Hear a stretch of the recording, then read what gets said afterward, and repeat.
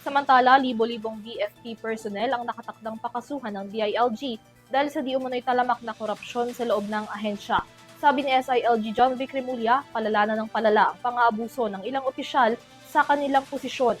Direkta pa nga nitong tinukoy ang sabuatan ng mga nagbebenta ng fire extinguishers at mga BFP inspector para makapag-overpricing. Ang karagdagan ng balita, idedetalye ni Henry Nicolas. Ibinahagi ni SILG John Vic Remulla na sinubukan siyang suhulan ng mga tauhan ng Bureau of Fire Protection kapalit ng kanyang pagpayag sa iligal na transaksyon sa pagbebenta ng mga fire extinguishers. Kasunod-an niya ito ng panibagong modus na nadiskubre ng DILG kaugnay sa pandaraya at patuloy na pang-aabuso ng ilang tauhan ng BFP sa mga negosyante kaugnay ng overpriced fire extinguishers. Giit ni Remulla, cancerous na ang korupsyon sa BFP at wala nang sinisino ang mga kawani nito dahil sa talamak na korupsyon kung saan mismong pamangkin raw niya ang naging biktima. Dito sa BFP kasi, cancerous ang corruption. Kaya may birthday party sa Cavite, pumunta yung fire chief natin, naiiwan yung assistant niya, kinausap yung kanang kamay ko, tapos doon ginawa yung suhol. Pakisabi kay Sec, may 1.5 billion siya dito. Nung sinabi sa akin yun, talagang napintig ng tenga ko talaga, sabi ko, ayaw talaga ako tigilan ng mga to eh. Sisubukan talaga ako. Makakasubukan kami ngayon. Noong nakaraang linggo na mag-issue ang DILG ng mga body-worn cameras na isusuot ng mga fire inspectors na tuwing magpupunta sa mga negosyong nangangailangan ng Fire Safety Inspection Certificate. Pero nabisto ang modus ng mga ito dahil magkakuntsaba na raw ang inspector at nagbebenta ng fire extinguisher. Nag-backtracking kami ng DILG. Sinabit ng BFP sa amin kung saan sila nag-inspect, pumunta ang DILG at tinanong kung sa customer satisfaction. 99% may complaint pa rin. Alam nyo bakit?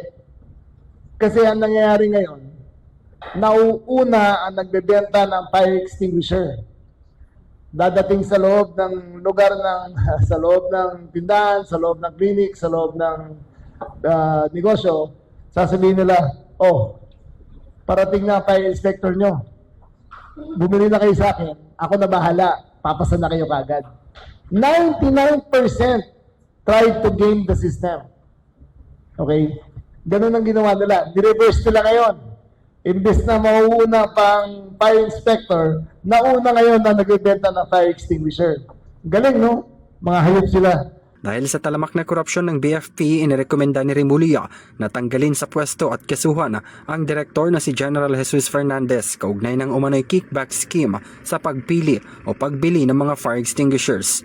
Nakatakda rin anyang kasuhan ang nasa 1,000 personnel ng BFP nationwide, pati na ang nasa 40 opisyalis nito mula 2014 hanggang 2025. So the filing charges against the chief of the BFP, Jesus Fernandez, also to his deputies, also to the Bids and Awards Committee. Bukod pa riyan ang iba pang modus sa BFP kagaya ng entrance fee umano ng mga gustong makapasok sa ahensya na naglalaro sa 200 hanggang 500,000 pesos. Dito talaga sa BFP, habang kaya ka isahan ka. Pero hindi nila ako kaya isahan habang buhay. Mahuhuli ko rin yung mga yan. Hindi raw kasi matitigil ang korupsyon hanggat walang napapanagot sa mga anomalya at hindi nagkakaroon ng structural reform sa loob ng organisasyon. Sa huli, inihikayat ni Remulla ang mga business sectors na kunan ng video at itawag sa 911 kung may mga bomberong nag-aalok ng overpriced na fire extinguishers kapalit ng mabilis na pagproseso ng papeles. Para sa EuroTV News, ako si Henry V. Nicolas, sumasaludo sa bawat Pilipino.